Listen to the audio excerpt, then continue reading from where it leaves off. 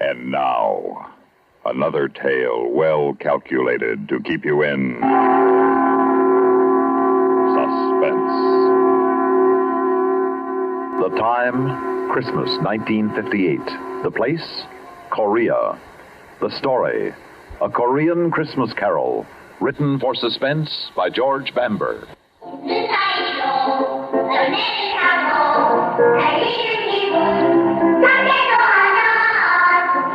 Sounds good, doesn't it? They hear kids singing, I mean. I can't understand the language, but I know what they mean. They sound so fresh and full of promise, almost as if they knew. But then I'm getting ahead of myself. The name's Connolly, PFC Larry Connolly. I'm a soldier in Korea. I was sent here just about a year ago this time. And that's where this strange story begins. Christmas, 1958.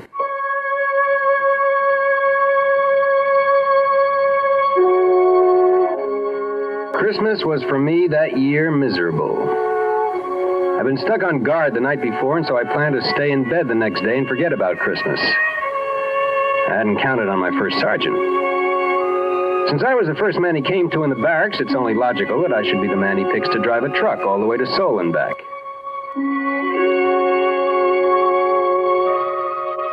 It was night by the time I got on the road headed back from Seoul. It started to snow. Big flakes coming down soft at first, then so thick and fast I could hardly see.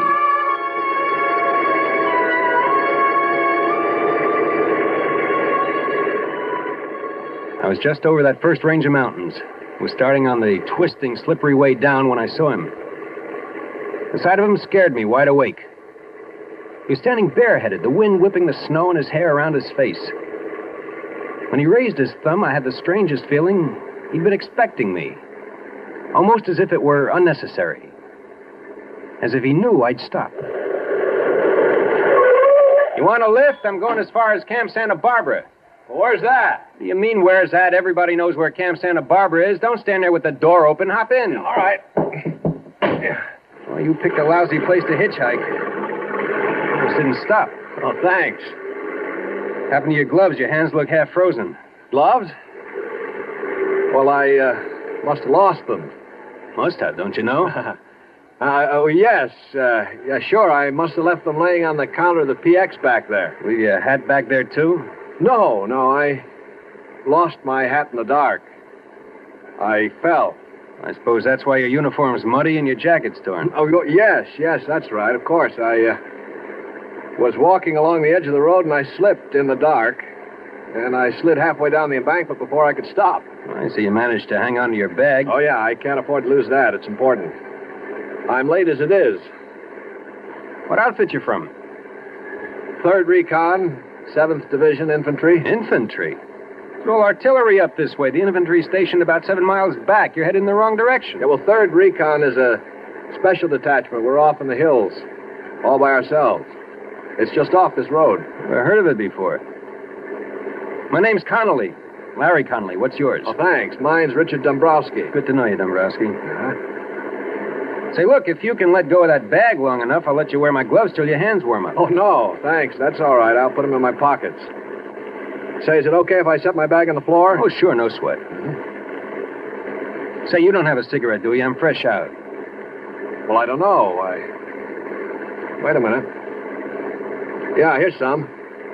Let me light it for you, though. You watch the road. I saw a whole truckload of troops disappear over that curve up ahead. Killed all but 2. Yeah? When that happened? 1951. 1951? Yep. You were here when the war was on. I guess you could say that. Tell me, Dombrowski, what were you doing Christmas Day? That they didn't send you all the way to Seoul with an empty truck on a wild goose chase. That's what I did today. What'd you do 7 years ago? Well, you see those lights up ahead?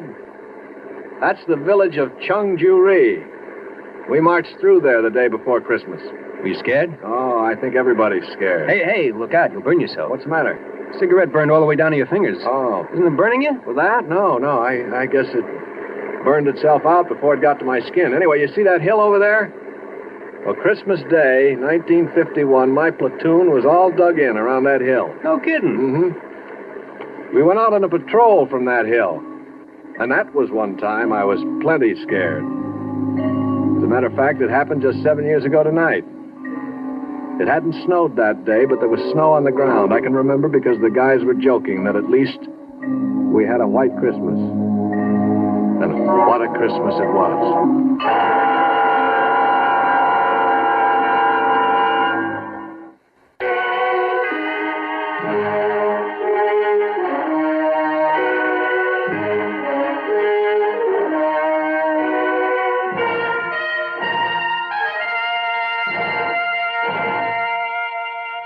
As I said, it was quiet Christmas Day, 1951. We were sitting around in our holes waiting for the fun which we knew would begin the next day. They'd managed to get hot turkey up to us, so we were relatively comfortable and happy until Brownie, our squad leader, came back from a talk with the old man. All right, I'll take the first 5. The old man wants us to go out and have a look around. Come on, knock it off. Get ready your dog tags and canteens, anything that might rattle or make a noise. We won't be gone long, but we're moving light. Hey, Whitey, might as well leave your helmet here. We want to move quiet. But, Sarge, it's too cold to go out without a hat. Cut the comedy, Walker. We moved out on schedule just as night was falling. And with the night came the cold. We moved rapidly along the valley for about an hour or so when Brownie stopped and raised his hand. All right, you men, hold it up. Once we get on the other side of that ridge up ahead, we'll observe maximum security. No talking, no lights. Keep down. And watch where you put your big, clumsy feet. Yeah. These people just love tripwires with flares attached. Walker, you still got the walkie-talkie? If I didn't, I wouldn't be here to tell you about it. Still working? It's warm, if that's what you mean. That's more than I can say for myself. All right, keep it that way. We may need it if we run into trouble. Hey, while we're here, let's take one last check on your gear. Make sure your rifle bolts aren't frozen, weapons on safety, and all grenades are secure in the pins. Okay? Everybody set? Let's move out.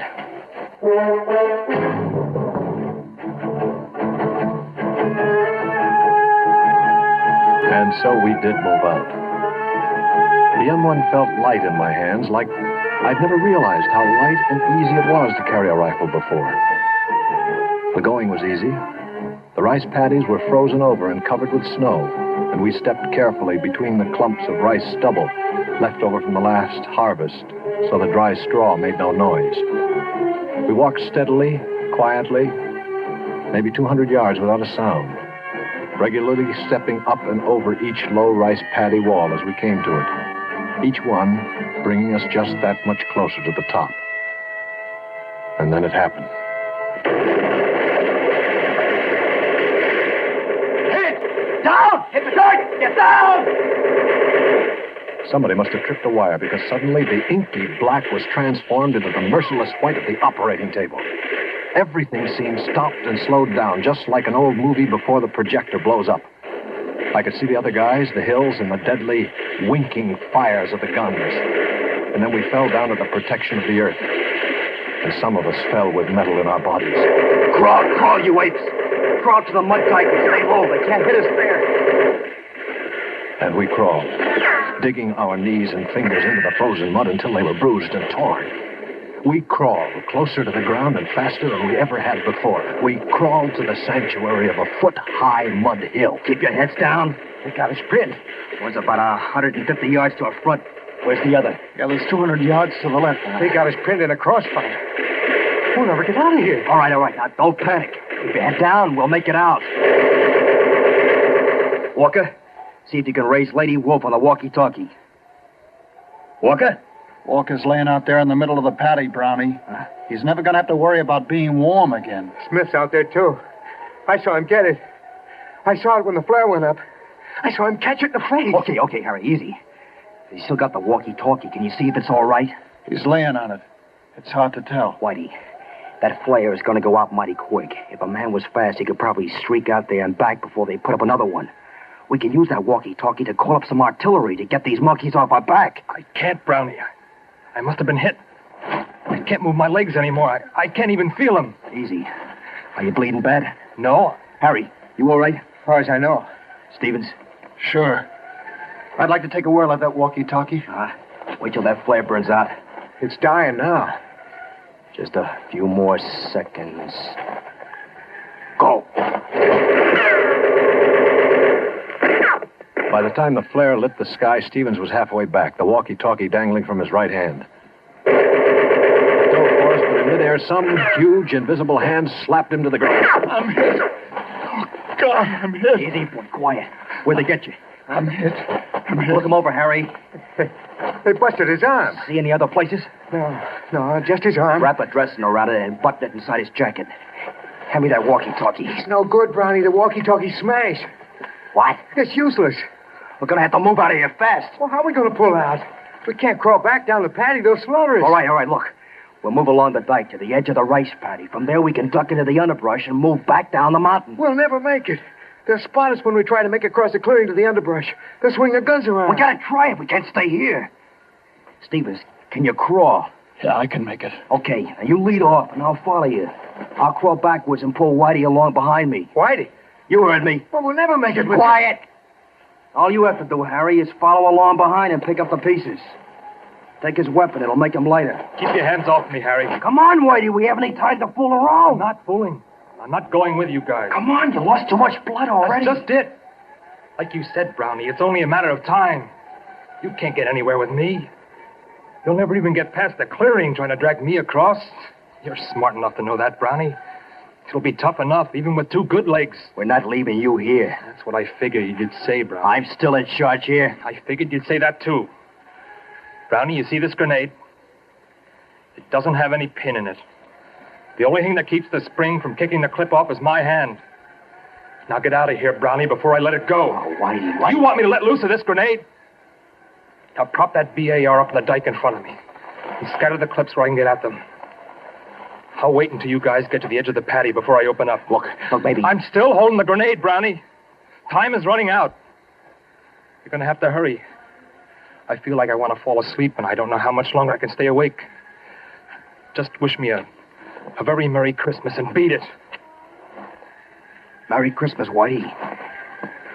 All right, you guys, what are you waiting for? Let's move out.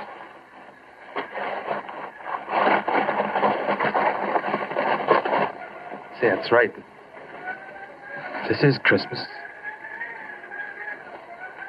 Oh, little town of Bethlehem, how still we see.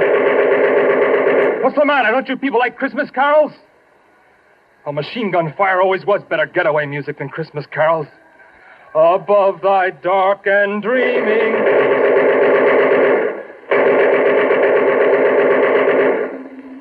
Whitey lay there until the others had crawled to the end of a low rice paddy wall. And then he threw his grenade.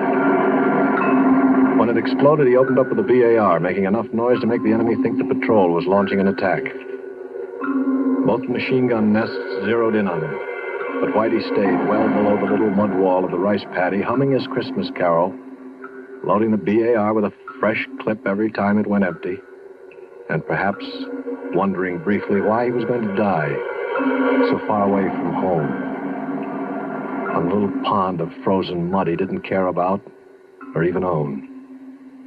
Still firing and singing, even after the rest of the squad had escaped into the underbrush, and until either the machine gunners found their mark, or else he finally fell asleep.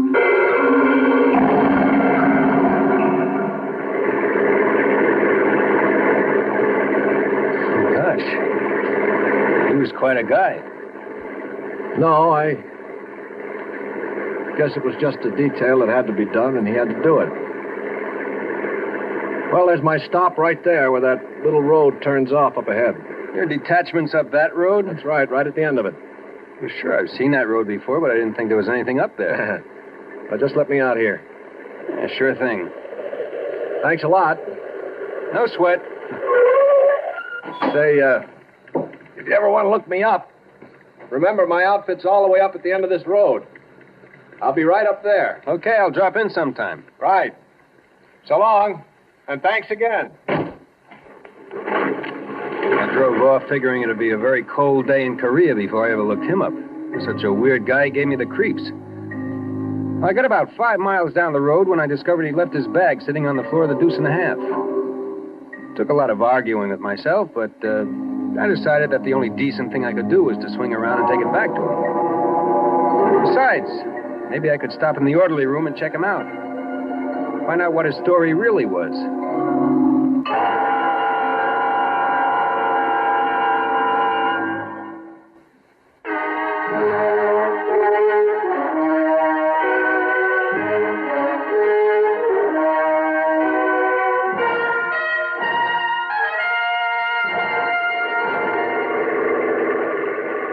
On the way back, I almost missed the road because it was so small and seldom used.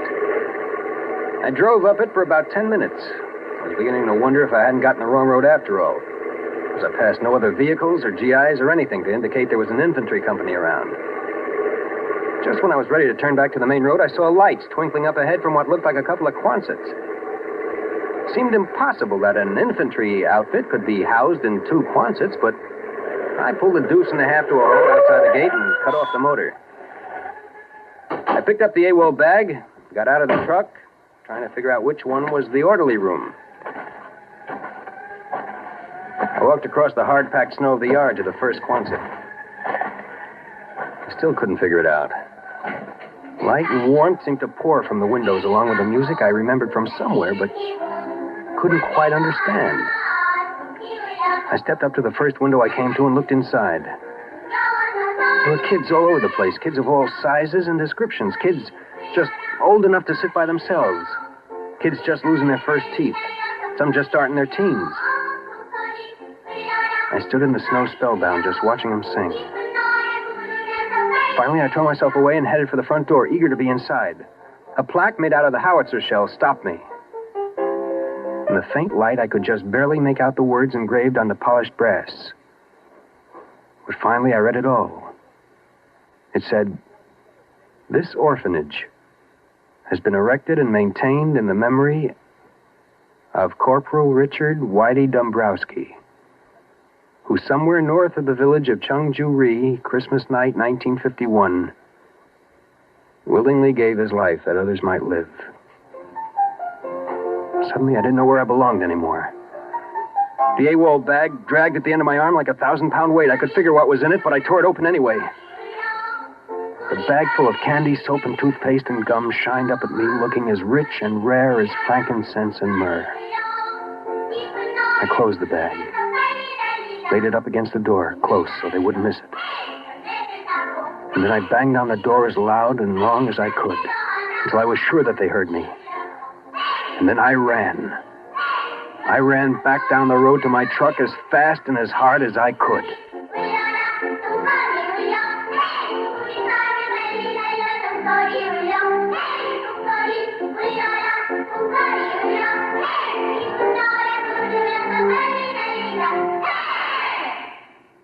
Suspense.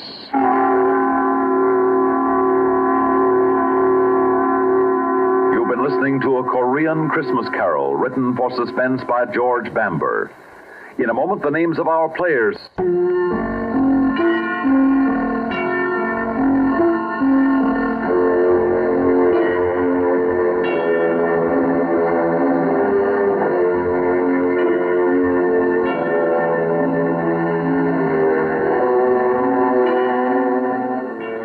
In tonight's story were Bill Lipton as Larry Connolly and Lyle Sudrow as Richard. Also heard were Larry Robinson, Lawson Zerby, Bill Meader, Alan Manson, and Guy Rett.